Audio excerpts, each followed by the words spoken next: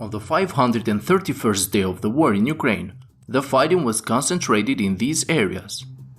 An unusual and quite strange event happened today in Kherson front on the eastern banks of the DNIPRO River. Today, Russian sources reported that the Ukrainian army landed troops across the Dnipro River near the town of Kozachi Laheri. According to Russians, at least 7 small boats landed about 50 Ukrainian soldiers, and taking advantage of the surprise factor, the Ukrainian forces moved quickly and managed to reach the western outskirts of the town, where they were spotted by the Russian forces and fighting broke out. Immediately, official Russian sources tried to declare a complete victory over the Ukrainian forces, stating that their attempt completely failed and that the Russian forces eliminated the danger.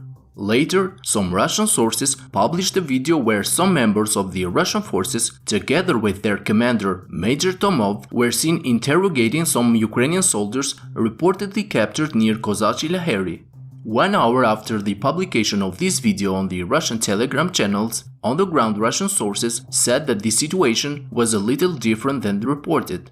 In fact, according to the on-the-ground sources, the Russian forces in Kozachi Laheri had lost contact with Major Tomov and 16 members of his reconnaissance group since this morning.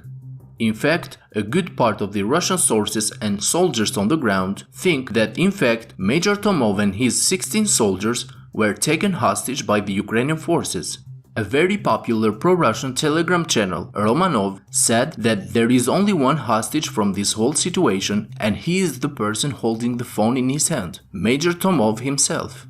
In the other parts of the front, it is reported that the Ukrainian army has increased its presence on the islands of the Dnipro River by landing troops on the Potomkin Island, establishing control on the eastern part of it.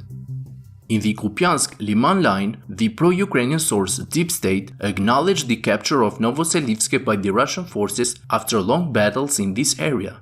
Based on the on-the-ground sources, Deep State says that the front line passes through the western edge of the village, which confirms that the Russian forces have not been able to advance past the village and that the Ukrainian defenses have not collapsed in this direction. Further south, Ukrainian forces continue to push back the Russian army from their positions in the bridgehead southwest of Svatove. According to the latest report, the Ukrainian army was able to push the Russian forces east of Novoyehorivka, managing to strengthen their control over this area as well as in the areas southeast of the village. Northeast of Kupyansk, Russian forces continue to put pressure on the Ukrainian defensive lines. According to Ukrainian sources, Russian forces managed to take the forest belts south of Pershotravneve. Heavy battles continue in the vicinity of Sinkivka and northeast of Petropavlivka, where Ukrainian forces continue to hold the main line of defense despite the slow advance of the Russian forces to the south. On Vremivka front, Rybar and Deep State confirmed that yesterday the Ukrainian forces attacked Russian positions in Urozhaine from the north.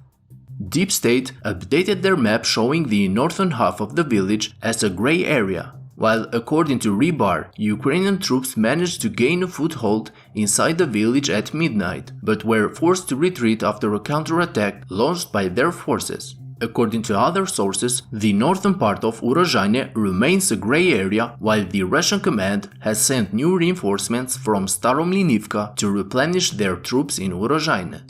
The Ukrainian artillery continues to strike the Russian positions inside the village.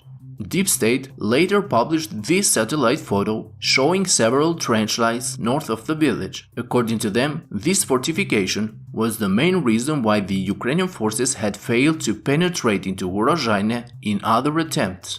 Based on geolocated footage, this is exactly where the clashes took place yesterday. It remains unclear if the Ukrainian forces managed to take these defensive positions under their control, but this situation will surely be clarified in the following hours. Friends, if you like my daily updates, I kindly ask you to hit the like and subscribe buttons, as this will greatly help the channel to reach a wider audience. That's all for today's update. Thank you to my Patreon supporters and have a great day.